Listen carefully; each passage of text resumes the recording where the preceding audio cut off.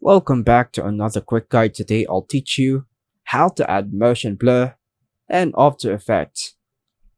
Adding motion blur and Adobe After Effects can enhance the realism of your animation by simulating the blur that occurs when objects move quickly.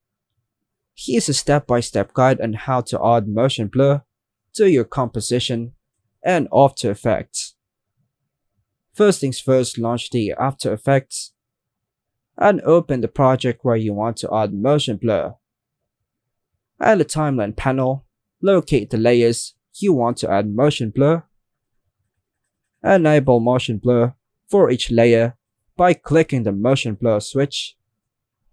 The icon that looks like the three overlapping circles next to the layer name.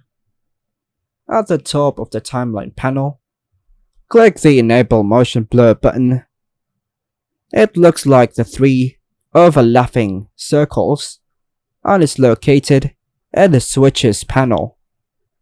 This activates the motion blur for the entire composition. If you want to fine-tune the motion blur settings, go to the Composition Settings, and the Composition Settings window. Click on the Advanced tab. Adjust the shutter angle and shutter phase to control the amount and type of motion blur. A typical shutter angle is 180 degrees, but you can't increase it for more blur or decrease it for less. Then hit OK once you make changes.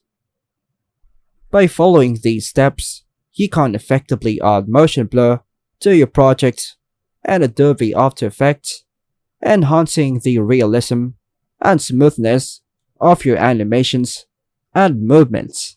And that's all for now, folks. Thanks for watching.